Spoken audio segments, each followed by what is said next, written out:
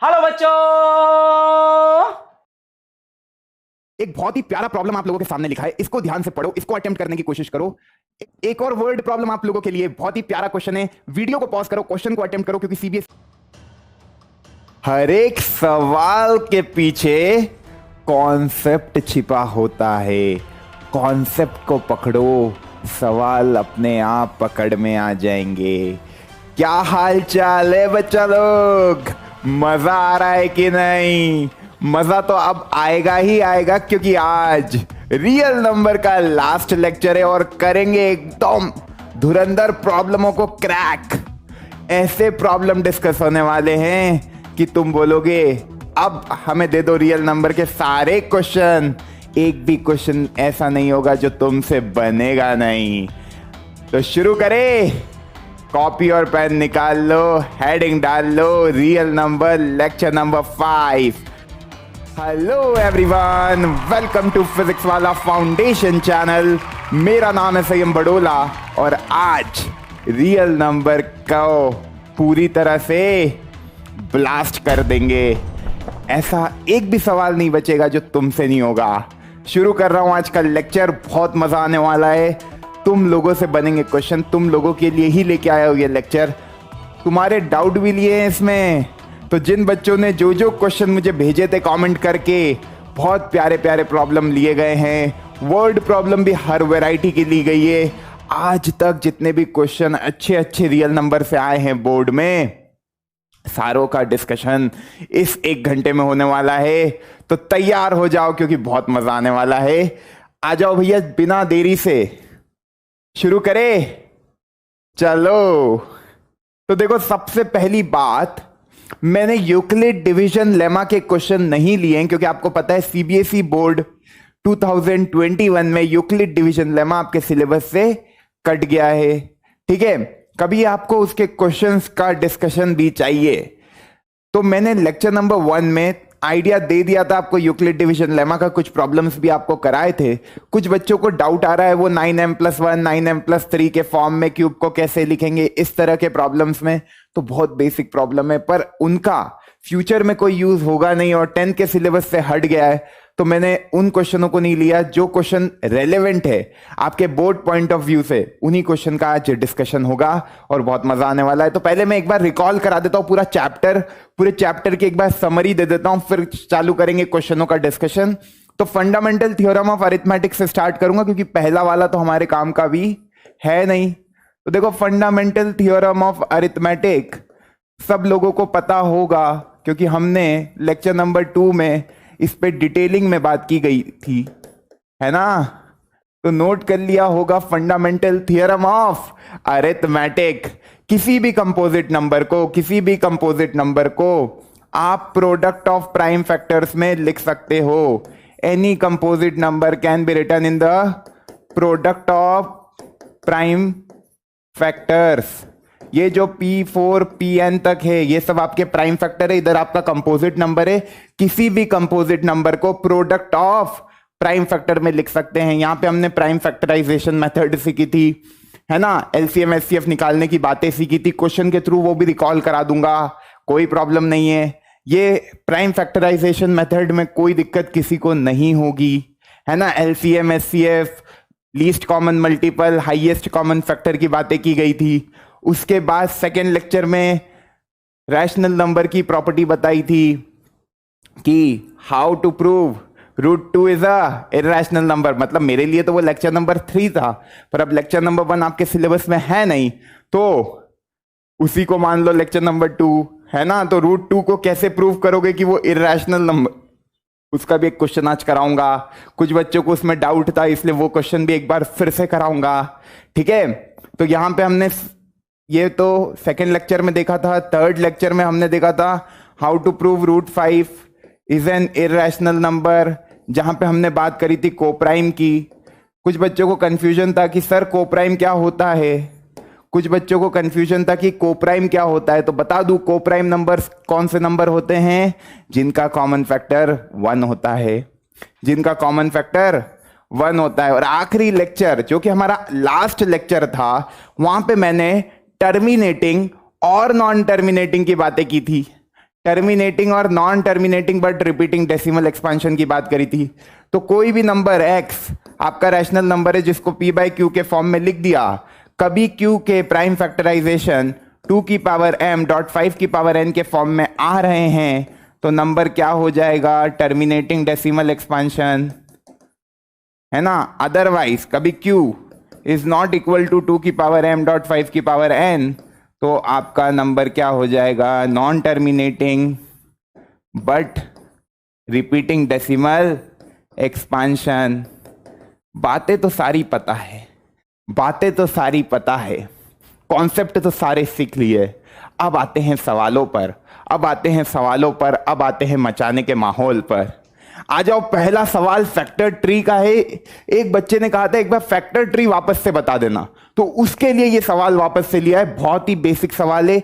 1001 दो फैक्टर निकले x और 143, फिर दो फैक्टर निकले 11 और y। तुमको वैल्यू बतानी x और y की। वीडियो को पॉज करो, क्वेश्चन डिस्कस होंगे 10 से ज्यादा। हर एक क्वेश्चन का आंसर आ पा रहा है कि नहीं, मेरे को बताना तुम्हारा स्कोर क्या होता है लेक्चर के बाद। ये क्वेश्चन नंबर 1 है, वीडियो को पॉज करने का, यहीं पे ही x और y की वैल्यू खुद से निकालो, आंसर आ जाएगा। फिर वीडियो को रेज्यूम करो, आंसर मैच करो, आगे बढ़ो।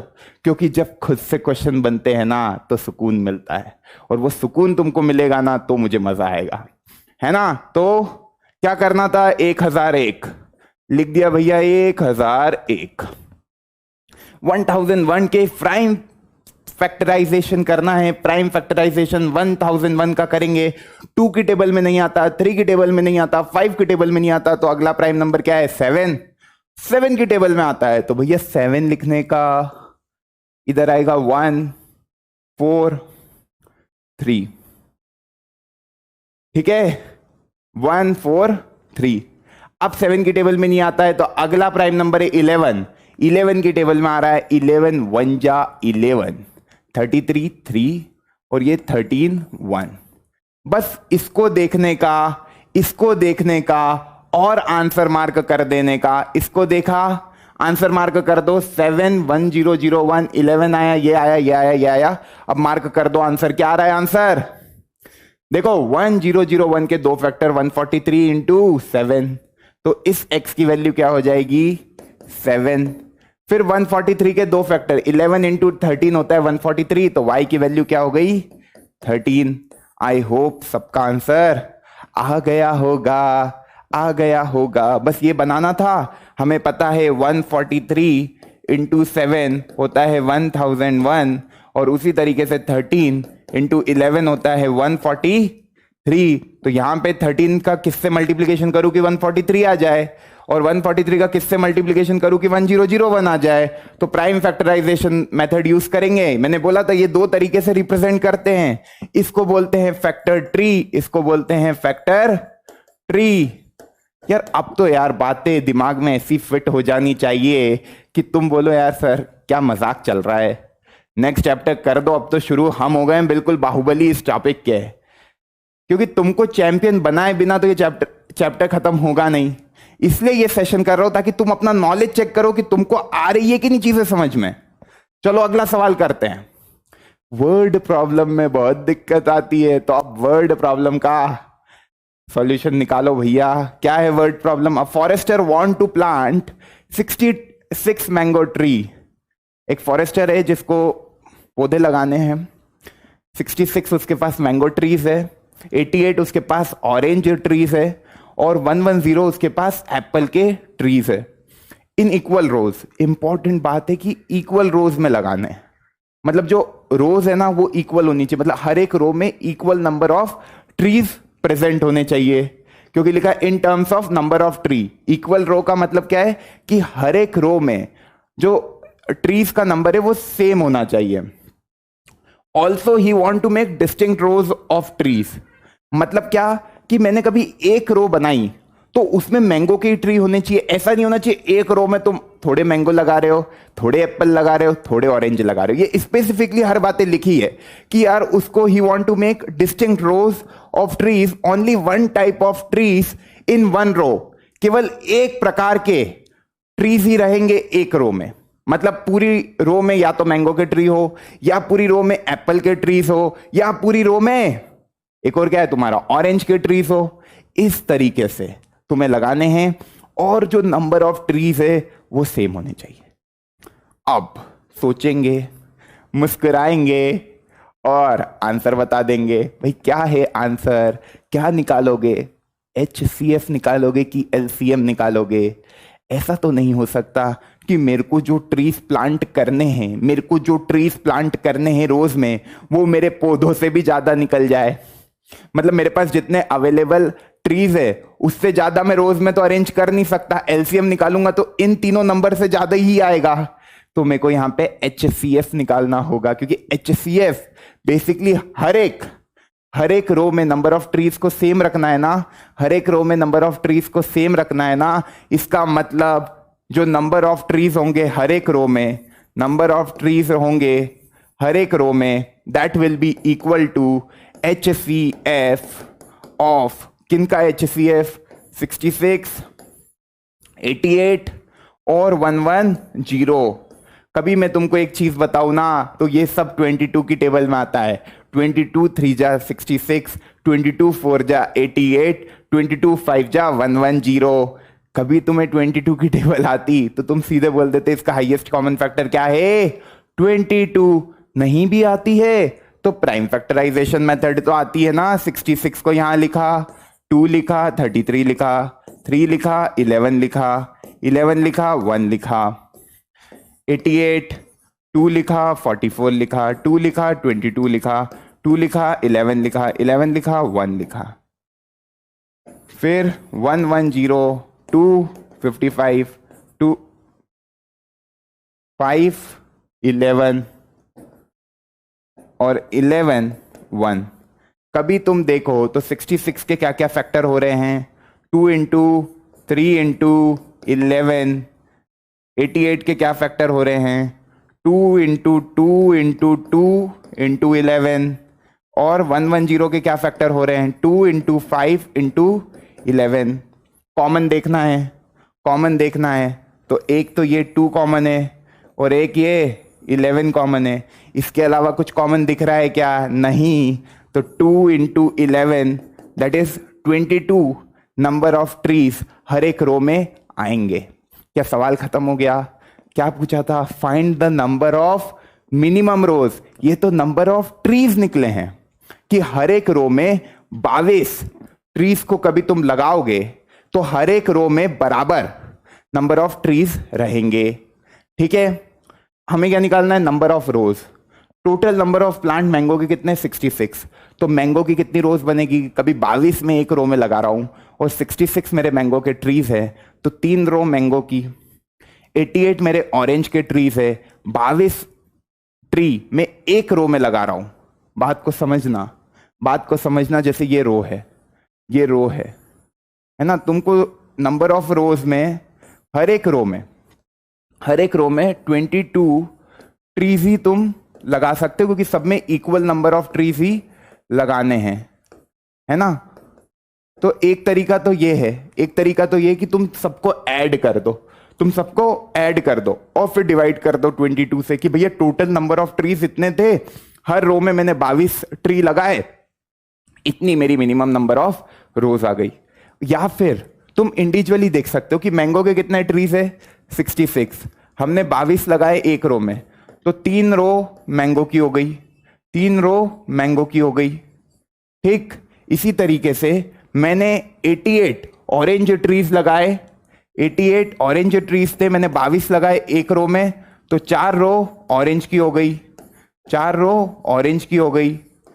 इसी तरीके से 110 मेरे किसके हैं, आपके एप्पल के, मतलब मैंने 5 रो एप्पल की लगाई, 5 रो एप्पल की लगाई। तो टोटल नंबर ऑफ मिनिमम रोज कितनी होगी, 3 + 4 7 + 5 12। आंसर क्या आएगा, आंसर क्या आएगा 12 रोज।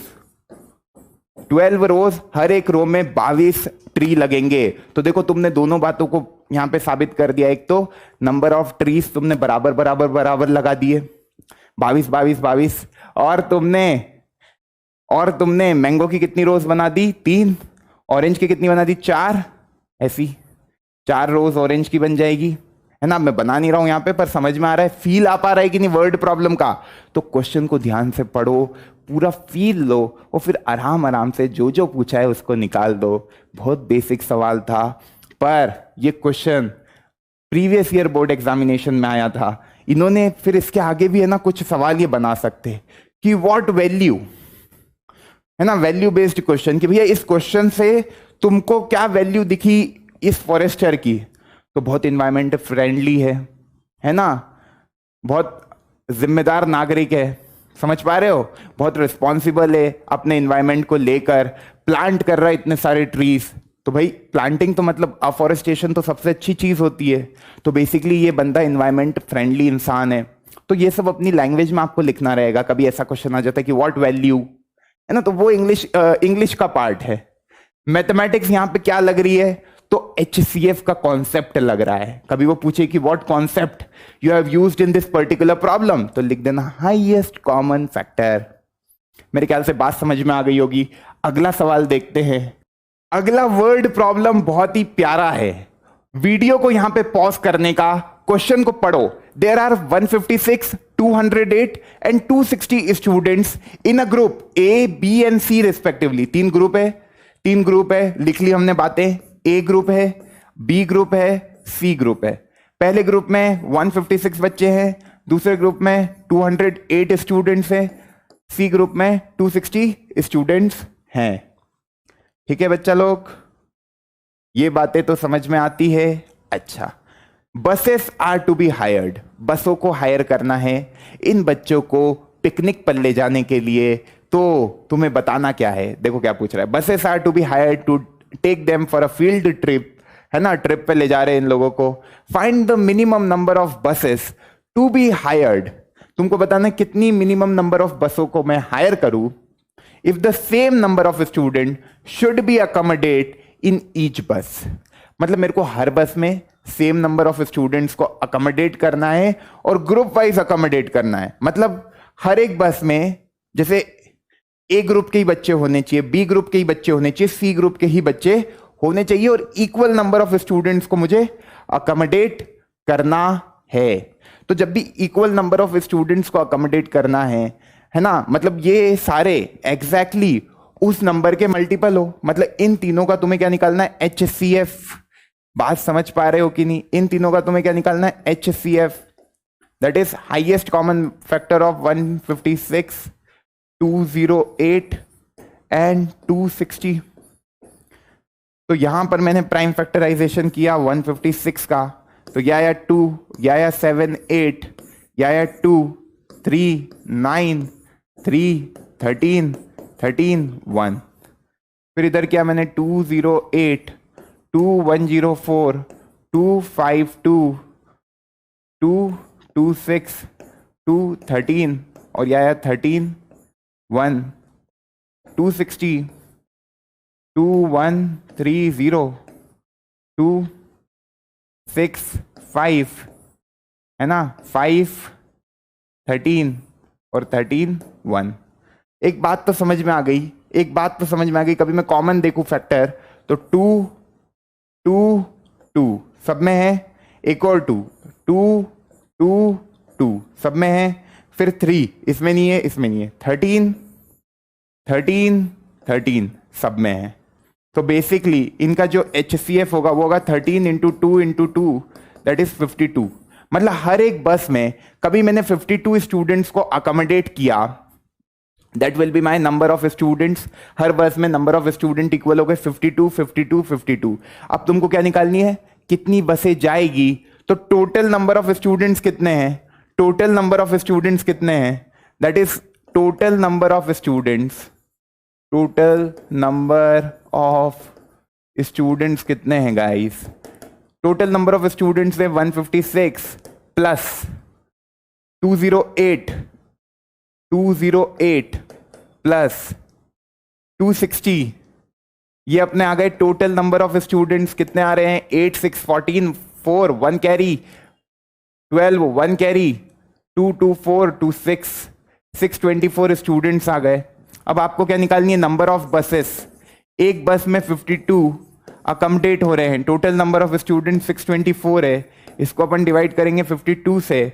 तो देखो 13 4 जा 52 104, 13 की टेबल में 8 टाइम्स में जाएगा, ये 4 टाइम्स में आएगा, ये 1 जा ये 2 जा, यहाँ 13 की टेबल से दिया है ना। तो 12 नंबर ऑफ बसेस रिक्वायर्ड होगी इन सब बच्चों को फील्ड ट्रिप पर ले जाने के लिए। HCF क्यों निकाला भैया, यहाँ LCM क्यों नहीं निकाला, ये तो डाउट नहीं आ रहा है ना। LCM निकाल लोगे, LCM निकाल लोगे तो क्या वो नंबर ऑफ स्टूडेंट्स अपने को बताने की बस में कितने आएंगे। तो भैया जो जितने नंबर ऑफ स्टूडेंट ग्रुप्स के दिए इनसे कम ही निकलेंगे ना हर बस में। ये तो टोटल नंबर ऑफ स्टूडेंट्स के हैं कि A ग्रुप के 156 बच्चे हैं, B ग्रुप के 208 बच्चे हैं, 260 है। इस तरीके से भी इसको देखा जा सकता है, या कभी इंडिविजुअली कभी देखना है तो तुम कर सकते हो 156 को डिवाइड 52 से, प्लस 208 को डिवाइड 52 से, प्लस 260 को डिवाइड 52 से। ये एक और तरीका कि ए ग्रुप के बच्चे हमने एक बस में डाल दिए, वहां पे क्या आ रहा है अपना 4 है ना, और ये कितना आ रहा है 13 1 जा 13 और ये 12। 3 बस ए ग्रुप के बच्चों को ले जा रही है, यहाँ पे 13 1 जा 13 78 6 4, 4 बसें बी ग्रुप को ले जा रही है ना, और ये 4 या 20 और 5 बसें सी ग्रुप को ले जा रही है। तो इस तरीके से भी निकाल सकते हो, हर बसे में 52 बच्चे आएंगे, 52 स्टूडेंट्स अकोमोडेट होंगे, सेम नंबर ऑफ स्टूडेंट्स को अकोमोडेट करना था तो HCF निकाला। अब प्रूव करना है कि √2 क्या है, इरैशनल नंबर। फटाफट वीडियो को पॉज करो, आंसर खुद से निकालो, क्योंकि खुद से निकालोगे तो एक अलग ही मजा है, एक अलग ही सुकून मिलेगा। निकालो भैया इसका answer, √2 is an irrational number. तो √2 को मैंने लिख दिया P/Q के फॉर्म में, है ना। लेट रूट, देखो पूरा कर देते, इसको पूरा कर देते बढ़िया से, है ना। तो सबसे पहले क्या लिखोगे, कॉन्ट्राडिक्शन मेथड यूज करेंगे यहाँ पे। Let √2 be my rational number, सब बातें पढ़ा चुका हूं अब तो, है ना। तो √2 इज इक्वल टू लिखोगे P/Q where P and Q are your co-prime integers, and Q is not equal to 0 and Q is not equal to 0। ये बात समझ में आई। तो ये आ गया √2 is equal to P/Q, squaring कर दी तो ये आ जाएगा 2Q square is equal to P square. Basically इसको उधर भेज दिया अपन ने ऐसा, √2Q is equal to P, फिर यहां कर दिया स्क्वायरिंग ऑन बोथ साइड, है ना। सब चीजें लिखना आती है अब तो स्क्वायरिंग ऑन बोथ साइड कर दिया तो यह आ गया P square is equal to 2Q square.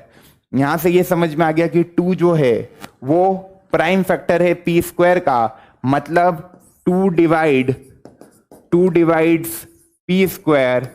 Therefore यहां पे आगे लिखोगे देयरफॉर 2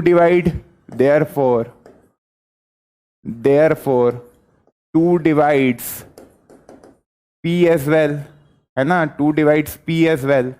तो 2 का भी डिवाइड कर रहा है P को, तो मैं लिख सकता हूं P is equal to 2M where M is any integer, ठीक है। तो P is equal to 2M लिख दिया, फिर P square is equal to 4M square. अब P स्क्वायर की वैल्यू हमें पता है, that will be equal to 2Q square. P square की वैल्यू 2Q स्क्वायर है, सब्सटीट्यूट करी यहां से, P स्क्वायर की जगह लिखा 2Q square is equal to 4M square. तो ये आ गया Q square is equal to 2M square. यहां से आया 2 divides Q square, 2 divides Q। भाई इधर मल्टीप्लीकेशन में है, इधर मल्टीप्लीकेशन में है, तो इधर लिख सकता हूं ना 2 डिवाइड Q स्क्वायर। अभी 2 डिवाइड Q स्क्वायर है तो 2 डिवाइड Q एज वेल, कभी 2 divide Q as well, 2 divide P as well. तो P and Q have a common factor more than 1। Okay, या लिख दो P and Q have a factor 2 is the common factor of P n Q, यहां पे ये लिख दो, 2 is the common factor of P n Q, 2 is the common factor of P and Q. 2 जो है वो कॉमन फैक्टर है P और क्यू का, पर हमने तो पी और क्यू को कोप्राइम इंटीजर माने थे, उनका कॉमन फैक्टर तो केवल 1 होना चाहिए। ये 2 कहां से आ गया, मतलब hence our assumption is wrong, hence our assumption is wrong, hence our assumption is wrong। जो √2 है वो क्या है, इर्रेशनल नंबर। बस इतनी बातें लिख दी, 3 नंबर तो मिल जाएंगे। बातें समझ में आती है, बातें समझ में आती है। ये सेकंड इक्वेशन, ओके, और वो फर्स्ट इक्वेशन थी, ये फर्स्ट इक्वेशन थी। ठीक है, ठीक है बच्चा लोग, बातें समझ में आ रही है अब? बहुत आसानी से ये सवाल तुम अब लोग बना लोगे, बस इतनी बातें लिखनी रहती है और नंबर तुमको मिल जाएंगे। बढ़ते हैं इस सवाल में, अब मेरे ख्याल से कोई दिक्कत नहीं है ना, 2 बार डिस्कस कर लिया ऐसे सवाल को। अब आ जाओ ये वाला सवाल, the length, breadth and the height of the room are 8 metre 25, 6 metre 75 and 4 metre 50 centimetre respectively. Find the length of the longest rod that can measure the 3 dimension of the room exactly. ये है homework question. इस तरीके का question मैंने करा रखा है तुमको, इस तरीके का क्वेश्चन मैंने तुमको करा रखा है, तो ये क्वेश्चन को करो जरा, है ना। क्या निकालोगे, क्या आंसर आएगा कि length, breadth and the height of the room are ये। Find the length of the longest rod that can be accommodate, मतलब वो सब लेंथों को मेजर कर ले। ऐसा स्केल लेके आना है, ऐसा स्केल लेके आना है कि ये सारी लेंथ एग्जैक्टली मेजर हो जाए करेक्ट नंबर ऑफ टाइम्स में, है ना। तो क्या निकालोगे, HCF निकालना है कि LCM? करो इस सवाल को। एक बहुत ही प्यारा प्रॉब्लम आप लोगों के सामने लिखा है, इसको ध्यान से पढ़ो, इसको अटेम्प्ट करने की कोशिश करो। एक ट्रेडर है, वो अंडे बेच रहा है रोड पे। एक आइडलर है who did not have much money, है ना, और वो उसके साथ बहस करने लग गया, लड़ाई झगड़े करने लग गया, और उसने पता है क्या करा, इस अंडे वाले के सारे अंडे फेंक दिए। मतलब एक जो बास्केट थी अंडे की वो फेंक दी। तो यार इसका गरीब आदमी का तो नुकसान हो गया। तो क्वेश्चन को ध्यान से पढ़ो। अ ट्रेडर व्यापारी जो है वो रोड पे अंडे बेच रहा है। तो एक आइडलर आया, मतलब एक बेकार व्यक्ति आया, who did not have much to do, started to get the trader, उससे बहस करने लग गया। ठीक है, जो अंडे बेचने वाला व्यक्ति था उससे बहस करने लग गया। वो जो आदमी एक और आया बेकार वाला, वो, उनकी लड़ाई हो गई। बहसबाजी से लड़ाई होना तो निश्चित ही है, मतलब बहस करने लग गया, लड़ाई हो गई। उसने क्या करा, उसकी जो अंडे की बास्केट थी उसको खींचा और रोड पे फेंक दिया। अब वो जो अंडे की बास्केट थी ना, उसमें कुछ अंडे थे। इसका गरीब आदमी का नुकसान हो गया। तो ये चला गया पंचायत में। इसने बोला यार जो मेरा नुकसान इस बेकार आदमी ने किया है, मेरे को उसका भरपाई करो, मेरे को उसकी भुगतान करो कि जो मेरा नुकसान हुआ है आप उसके पैसे मेरे को इससे दिलवाओ। तो पंचायत में उनसे पूछा कि आपके अंडे कितने टूटे हैं। तो इसने जो जवाब दिया है वो बहुत ही खास है, और वो जवाब इस सवाल को बनाता है। उसने कहा कि कभी मैंने 2-2 अंडों को एक साथ काउंट किया तो आखिरी में मेरा 1 अंडा बच जाता है। कभी मैंने 2-2 अंडों को साथ में काउंट किया तो मेरा आखिरी में 1 अंडा बच जाता है। मैंने 3-3 अंडों को साथ में काउंट किया तो मेरे 2 अंडे बच जाते हैं।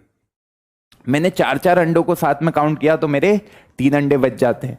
जब मैंने 5-5 अंडों को साथ में काउंट किया तो मेरे 4 अंडे बच जाते हैं। जब मैंने 6-6 अंडों को साथ में काउंट किया तो मेरे 5 अंडे बच जाते हैं। जब मैंने 7 अंडों को एक साथ काउंट किया तो मेरा 1 भी अंडा नहीं बचता है, मेरे सारे अंडे काउंट हो जाते हैं। पंचायत ने बोला, मतलब एक और बात इसने ये भी कही है एक सवाल में, जो लास्ट लाइन है कि जो बास्केट है उसमें 150 एग से ज्यादा नहीं अकोमोडेट हो सकते। तो अब आपको बताना कि उस बास्केट में कितने अंडे थे जो इस बेकार आदमी ने उस अंडे बेचने वाले आदमी का नुकसान कराया। उसको अपने को इंसाफ दिलाना है। लग जाओ, बताओ भैया कितने अंडे उसके टूटे हैं। तुम लोग ही करोगे इस सवाल को। मैंने पूरी कहानी तुमको समझा दी कि क्या हुआ है इतने पूरे बड़े सवाल में। तो करो इसको अटेम्प्ट और बताओ आंसर क्या आ रहा है। आया क्या? आ रहा होगा। देखो भैया क्या करेंगे, देखो आ जाते हैं सॉल्यूशन पे। वीडियो को तो पॉज कर ही लिया होगा आपने। सवाल को कभी मैं ध्यान से पढ़ूं तो जो मेरा 2 है, 3 है, 4 है, 5 है, 6 है, इसका मैं जो भी एलसीएम निकालूं, उसमें से कभी मैं एक माइनस कर दूं तो वितने मेरे नंबर ऑफ एक्स होंगे। क्यों? क्योंकि जो मेरे नंबर ऑफ एक्स है वो कंप्लीटली डिविजिबल है 7 से, पर इन सब के एलसीएम में, इन सब का जो एलसीएम आ रहा है उसमें से एक घटा दो। इन सब का एलसीएम क्या आ रहा है? 2, 3, 4, 5, 6 का एलसीएम आएगा 60, है ना। उसमें से कभी मैं एक हटा दूं तो मेरा आएगा 59। क्या 59 डिविजिबल है 7 से? तो आंसर आएगा नहीं। तो 59 अंडे नहीं थे बास्केट में। तो ऐसा नंबर देखना है कि 59 मतलब वो नंबर डिविजिबल भी हो 7 से, प्लस वो बेसिकली, मैं एलसीएम क्यों निकाल रहा हूं तुमको समझ में आ रहा है? क्योंकि जब इनसे जब अपन उस नंबर को कर रहे हैं तो अपना रिमाइंडर 1 बच रहा है। बात समझ में आई? तो अपन ने एलसीएम निकाल लिया, मतलब वो नंबर आ गया जो इन सबको कंप्लीटली डिवाइड करेगा, और उसमें से एक घटा रहे हैं तो वो नंबर मिल जाएगा। देखो 59 को तुम 6 से डिवाइड करो, 5 रिमाइंडर आएगा। 5 से डिवाइड करो, 4 रिमाइंडर आएगा। 4 से डिवाइड करो, 3 रिमाइंडर आएगा। 3 से डिवाइड करो, 2 रिमाइंडर आएगा। 2 से डिवाइड करो, 1 रिमाइंडर आएगा। मतलब जो सवाल की लैंग्वेज थी उस हिसाब से क्वेश्चन को मैथमेटिकली इस तरीके से ब्रेक कर दिया। मतलब मैंने एलसीएम निकाला, जो भी नंबर्स मेरे को दिए थे उसमें से एक माइनस कर दिया, क्योंकि मेरा रिमाइंडर एक कम आ रहा है जो मेरा डिवाइजर है उससे एक कम आ रहा है मेरा रिमाइंडर।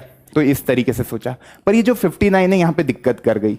ये 59 डिविजिबल नहीं है 7 से, तो मैं अगला मल्टीपल देखूंगा। मतलब 60 की जगह इनका अगला मल्टीपल कॉमन क्या होगा? 120। ये लोवेस्ट कॉमन मल्टीपल था, उसका अगला मल्टीपल क्या होगा? 120। 120 भी इन सबसे डिविजिबल है, बिल्कुल सही बात। उसमें से मैंने -1 किया तो मेरा आया 119। अब ये 119 को ध्यान से देखो, 119 तो कंप्लीटली डिविजिबल है 7 से। 119 तो कंप्लीटली डिविजिबल है 7 से। और 119 को 6 से डिवाइड करो, रिमाइंडर बचेगा 5। 119 को 5 से डिवाइड करो, रिमाइंडर बचेगा 4। 119 को 4 से डिवाइड करो, रिमाइंडर बचेगा 3। 119 को 3 से डिवाइड करो, रिमाइंडर बचेगा 2। और 119 को 2 से डिवाइड करो, रिमाइंडर बचेगा 1। और 119 कंप्लीटली डिविजिबल भी है 7 से। मतलब नंबर ऑफ एक्स कितने हो गए? 119। कितना आसान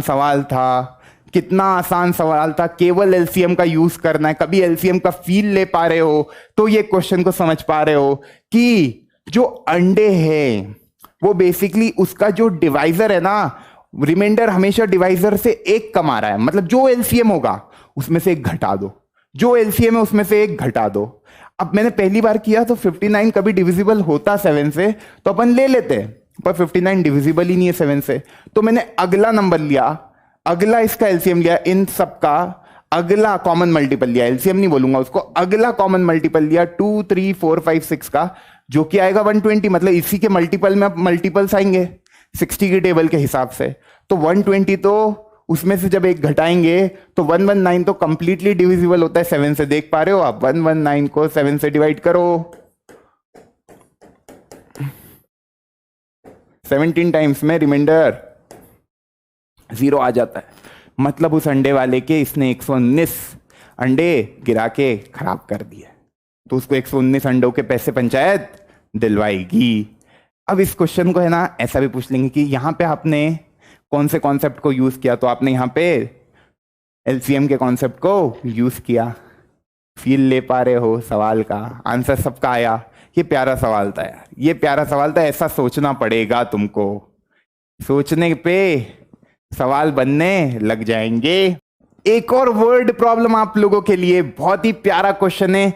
वीडियो को पॉज करो, क्वेश्चन को अटेम्प्ट करो, क्योंकि सीबीएसई का प्रीवियस ईयर का क्वेश्चन है, आप लोगों से बनना चाहिए। On a grand trunk road, GT road पे 3 consecutive traffic light change after 36, 42, 72 seconds पे लाइटें चेंज हो रही है।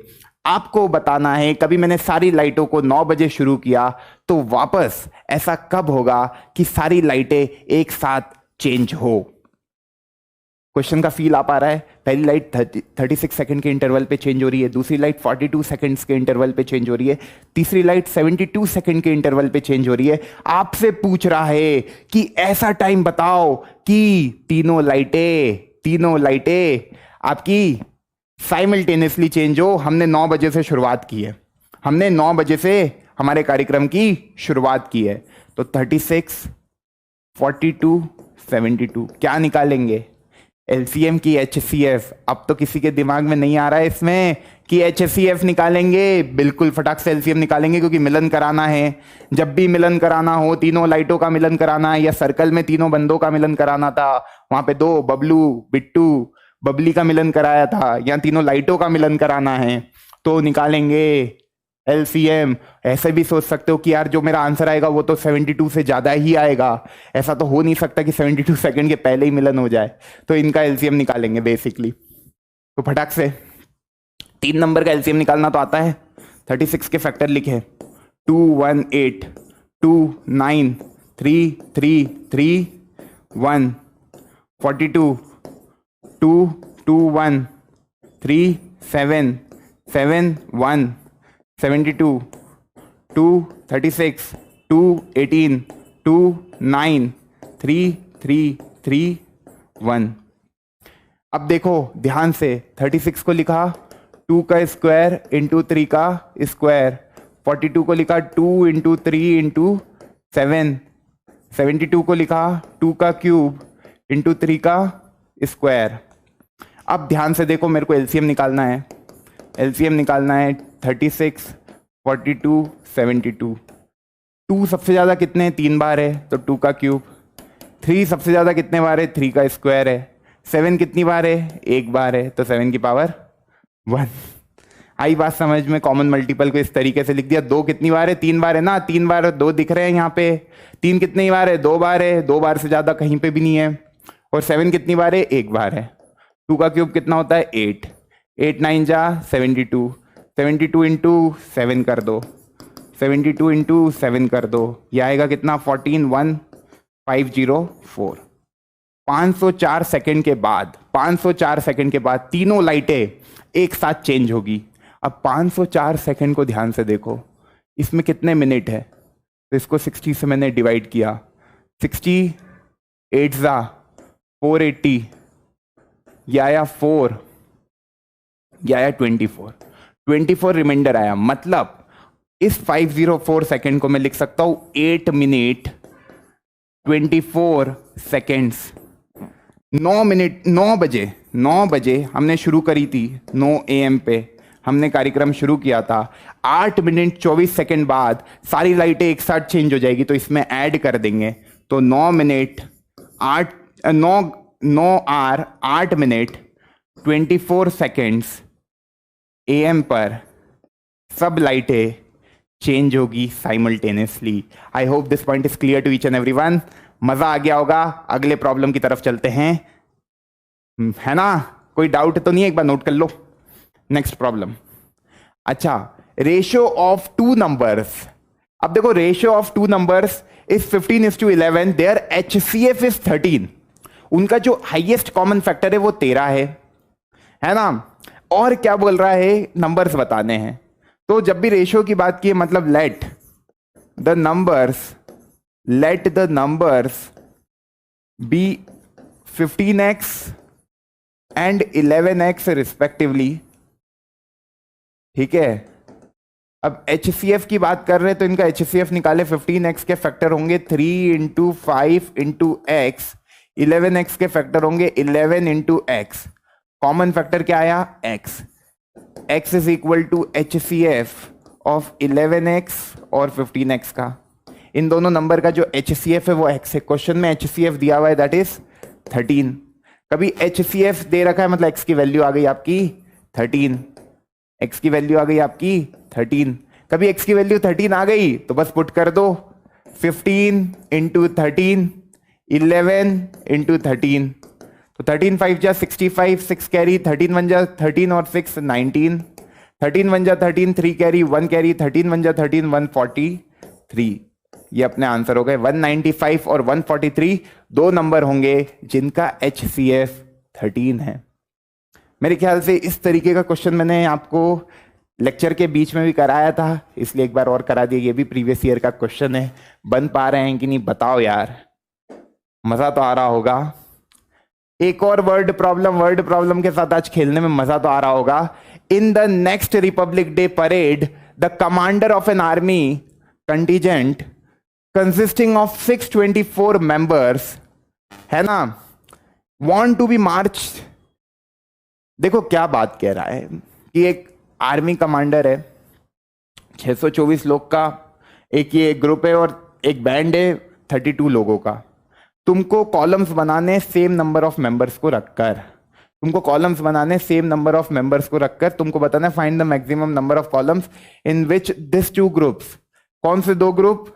एक तो 32 पीपल का ग्रुप है और एक 624 पीपल का ग्रुप है। वो मार्च कर पाए। तो जब भी ये मैक्सिमम वर्ड लिखा हुआ दिख जाए, जब भी ऐसा कुछ मैक्सिमम वर्ड लिखा हुआ दिख जाए कि यार ये maximum number of columns in which the two groups can march, तो यार दिमाग में आनी चाहिए एक ही बात कि निकाल देते हैं इसका HCF। क्वेश्चन को ध्यान से पढ़ो, क्वेश्चन को समझो कि एक रिपब्लिक डे की परेड है ना। परेड में ऐसे कॉलम्स के थ्रू चलती है ना आर्मी के लोग, है ना, लेफ्ट राइट लेफ्ट जो बोलते हुए चलते हैं। तो उसी का ये सवाल है कि एक ग्रुप में 624 मेंबर्स है, उनको मार्च करना है एक आर्मी बैंड के पीछे जिसमें 32 लोग है। 32 लोग किसमें? एक आर्मी बैंड में है। 624 मेंबर कौन है? जो मार्च करेंगे उस आर्मी बैंड के पीछे, है ना। अब ये दोनों ग्रुप के जो कॉलम्स है, नंबर ऑफ कॉलम्स मतलब नंबर ऑफ पीपल जो बनेंगे एक रो में वो सेम होने चाहिए। तो वो कितने कॉलम्स क्रिएट कर पाओगे तुम? तो बेसिकली इनका जो HCF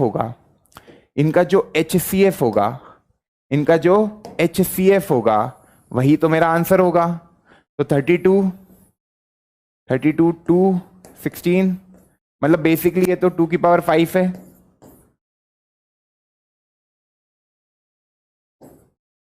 ये तो 2 की पावर 5 है ना। और 624 की मैं बात करूं तो वो क्या हो रहा है? 2 3 1 2 2 1 5 6 2 7 8 2 3 9 3 13 और 13 1 इस तरीके से आ गया।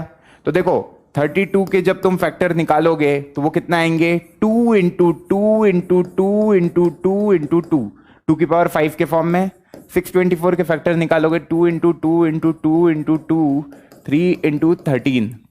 तो बेसिकली ये तुम्हारे कॉमन फैक्टर है, दैट इज 2 की पावर 4। तो 16 कॉलम्स बनेंगे, है ना। इन लोगों के 16 कॉलम्स बनेंगे इन लोगों के। बात समझ में आई? 16 कॉलम्स बन जाएंगे। जैसे 32 का बैंड है तो 2 कॉलम में पूरा बैंड चलेगा। 624 लोग है, समझ पा रहे हो कि नहीं? देखो बेसिकली ये 32 है ना, तो इसके से 16 कॉलम बन गए। 16 कॉलम बन जाएंगे ऐसे, मतलब 2 लोग रहेंगे हर एक कॉलम में। फिर 624 मेंबर्स के कितने कॉलम बनेंगे? 16 कॉलम्स ही बनेंगे। ओके, 16 कॉलम्स उनके पीछे ऐसे चलते चलेंगे। बात समझ में आ गई पक्का सबको? तो नोट कर लेना इसको। आंसर क्या हो जाएगा इसका? Maximum number of columns in which this two groups can march, that will be equal to 16। Okay, हमने HCF निकाला है यहां पर। अब ये क्वेश्चन है, आप लोगों का ही डाउट था, आप में से किसी ने पूछा था, तो इसको हम बोलेंगे डबल स्टार प्रॉब्लम। वैसे तो बहुत सिंपल है। P आपको दे रखा है, देखो P क्या दे रखा है, ध्यान से देखो। P आपको दे रखा है 2 4 6 8 10 12 14 16 18 और 20। इस तरीके से आपको P दे रखा है।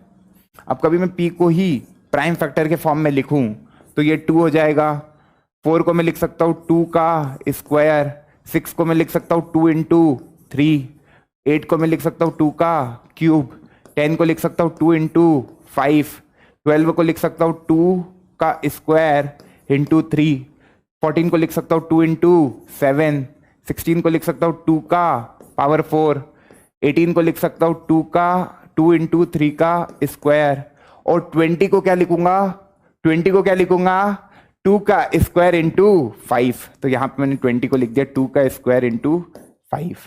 प्राइम फैक्टर के फॉर्म में मैंने ऊपर वाले p को ब्रेक कर दिया। अब q की बात करें तो 1, 3, देखो जो प्राइम फैक्टर है उनको तो एज इट इज लिख रहा हूं। 7, 9 को मैं क्या लिख सकता हूं 3 का स्क्वायर, फिर 11 तो प्राइम फैक्टर है, 13 भी प्राइम फैक्टर है, 15 को मैं लिख सकता हूँ 3 इंटू 5, फिर 17 और 19। ये आ गई बात समझ में। अब यहां से आपको क्या निकालना है, HCF निकालना है, P और Q का, मतलब कॉमन फैक्टर काउंट करने हैं। कॉमन फैक्टर काउंट करें अपन तो पहले 2 की बात करें तो 2 नीचे तो है ही नहीं, तो 2 कॉमन निकलेगा ही नहीं। 3 की बात करें तो 3 कितने हैं, देखो एक 3 इधर भी है ना, तो ये 3 और ये 3 कॉमन निकल गया। फिर एक 3 इधर है ना, तो एक 3 इसके साथ है, 3 स्क्वायर में 2 3 लगे ना, तो एक 3 इसके साथ है ना। 3 स्क्वायर को ढंग से लिख देते हैं अपन, इधर 3 इंटू 3 के फॉर्म में लिख दो, ठीक। तो ये एक 3 यहां से उठा लिया अपन ने। फिर इधर 2 3 है, इधर 2 3 और है, तो एक 3 ये वाले को ले जाएगा ये, और एक ये वाले 3 को ये वाला 3 ले जाएगा। मतलब टोटल हमने कितने 3 कॉमन निकाल लिए, 4, तो 3 की पावर 4 हमारा एक कॉमन निकल गया। फिर 5 की बात करें तो 5 एक है, 5 एक और है, यहाँ कितने 5 है, 1 है 2 है, तो 2 5 है, 5 स्क्वायर। देख पा रहे हो कि नहीं, एक ये 5 एक ये 5 कॉमन निकल गया, एक ये 5 और एक ये 5 कॉमन निकल गया। 7 की मैं बात करूं, 7 एक है, 7 एक है, तो एक 7 निकल गया। कोई ऑप्शन दिख रहा है क्या, 3 की पावर 4 5 का स्क्वायर 7 की पावर 1, 3 की पावर 4 5 का स्क्वायर 7 की पावर 1। ऑप्शन 3 बिल्कुल करेक्ट आंसर है, ऑप्शन 3 बिल्कुल करेक्ट आंसर है। आई होप ये पॉइंट सबको समझ में आ गया होगा। बढ़े आगे, बहुत बढ़िया बहुत बढ़िया।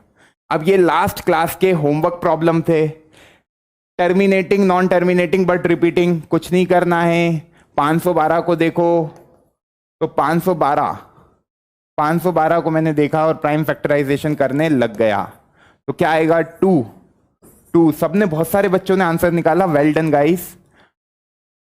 फिर 2 1 2 8, फिर 2 6 4, 2 3 2 2 1 6, 2 8, 2 4, 2 2 और 2 1। कितने 2 है, 1 2 3 4 5 6 7 8 9, तो 2 की पावर क्या हो गया 9। ऊपर क्या है 343, ऑड नंबर है, नीचे 2 की पावर m इंटू 5 की पावर n के फॉर्म में आ गया, मतलब नंबर क्या है, टर्मिनेटिंग है। कितने डिजिट के बाद टर्मिनेट होगा, तो 9 डिजिट के बाद, डेसिमल के बाद 9 डिजिट आएगी और नंबर टर्मिनेट हो जाएगा।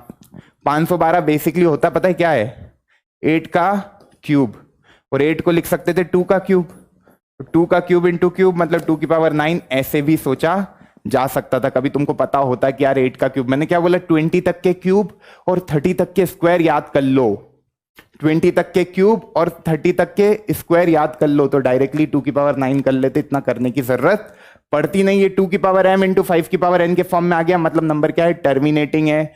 और कितनी डिजिट के बाद टर्मिनेट होगा, after 9 places of decimal number will be terminate after 9 places of decimal will be the answer of this question। अब ये कुछ क्वेश्चन थे, ये तो यार बहुत ही बेसिक सवाल थे, सबके हो गए होंगे। फटाक से इसका आंसर कैसे निकालेंगे, 102.52 बार, इसको हमने x मान लिया, इसको 52 बार को इधर ला सकते, 100x से मल्टीप्लाई कर दिया, ये क्या बन गया 102.52 बार, क्योंकि मेरे को डेसिमल के बाद कोई नंबर चाहिए नहीं रहता है, ये बना 99x, ये बना 1052 माइनस 102, तो ये आ जाएगा आपका 05101 अपॉन 99। सिंप्लीफाई कर लेना इसके आगे x की वैल्यू। ठीक है, अगला क्या था 131.02 बार, इसको x माना। अब मैं कभी 10x से मल्टीप्लाई करूंगा तो मेरा क्या आ जाएगा 1310.2 बार, है ना। तो मेरे को किससे मल्टीप्लाई करना पड़ेगा 100x से। मेरे को बेसिकली 100x से मल्टीप्लाई करना पड़ेगा। मैंने किया 100x से मल्टीप्लाई, ये बना 13102.2 बार। फिर मैंने इस इक्वेशन में 10 से मल्टीप्लीकेशन किया, ये मेरी फर्स्ट इक्वेशन है। अब इस फर्स्ट इक्वेशन में कभी मैं 10 से मल्टीप्लाई करूं तो RHS में क्या बन जाएगा 1000x, LHS में क्या बन जाएगा 13102.2 बार। बेसिकली मेरे को डेसिमल कटवाना रहता है, उस हिसाब से सोच रहा हूं मैं। तो ये खत्म हो जाएगा, ये बचा 13102 minus 13102 is equal to 900x। तो यार ये इसलिए दिया था, थोड़ा सा इसमें सोचना था। 0 2 9, देख पा रहे हो ना 2, मतलब 2 में से 2 गए 0, 2 में से 0 गए 2, फिर इधर 9, मतलब 10 में से 1 गए 9, ये 10, तो ये भी 10 हो जाएगा 11 की जगह। 10 में से 3 जाएंगे 7, है ना, और 2 में से 1 जाएंगे तो 1, और ये आएगा 1। तो 117,920 अपॉन 900, ये तुम्हारी x की वैल्यू होगी। माइनस एक बार देख लेना, माइनस एक बार देख लेना। बेसिकली 131,022 को मैंने किससे माइनस किया है 13102 से। ठीक है, इससे माइनस किया तो ये 029,721 127 आएगा ना, वही गलती हो गई थी, तो लग ही रहा था कुछ गलत हुआ है ना। सॉरी, 2 में से 1 सही तो किया है। यहां पे देखो ना, 2 में से 1 जाएंगे तो 1 ही आएगा, बिल्कुल सही बात है। यहाँ पे हमारा 0 2, 10 में से 1 गए 9, और ये हो जाएगा 10 में से 3, 2 में से 1 आएगा, बिल्कुल सही बात, 1 आएगा 1। ठीक है, ठीक है बच्चा लोग, सारी बातें समझ में आ रही है। तो ये आंसर आ जाएगा आपका। कोई समस्या किसी को 117920 अपॉन 900 सिंप्लीफाई कर सकते हो। तो मेरे ख्याल से आप लोगों को रियल नंबर पूरा समझ में आया होगा। नेक्स्ट क्लास में नए लेक्चर के साथ शुरुआत करेंगे और बढ़िया से 10th क्लास का मैथमेटिक्स खत्म करने की ओर आगे बढ़ेंगे। You all are champions, just believe in you. आप लोग बस अपने आप पे भरोसा रखो, आपको सब कुछ आ गया रियल नंबर का। क्वेश्चनों को लगाओ, सारे क्वेश्चन आप लोगों से बनेंगे, सारे क्वेश्चन आप लोगों से बनेंगे। कभी आपने सारे लेक्चर देखे हैं, सारी बातों को समझा है, क्वेश्चनों में अप्लाई करो। जब तक नेक्स्ट लेक्चर शुरू कर रहा हूं, एनसीईआरटी सबकी पूरी लग जानी चाहिए और मेरे को ये बताना कमेंट में कि सारे क्वेश्चन बन रहे हैं। Thank you so much, bye bye, take care. मिलते हैं नेक्स्ट लेक्चर में, तब तक के लिए मन लगा के पढ़ाई करते रहो। पढ़ाई करते रहें। All the very best.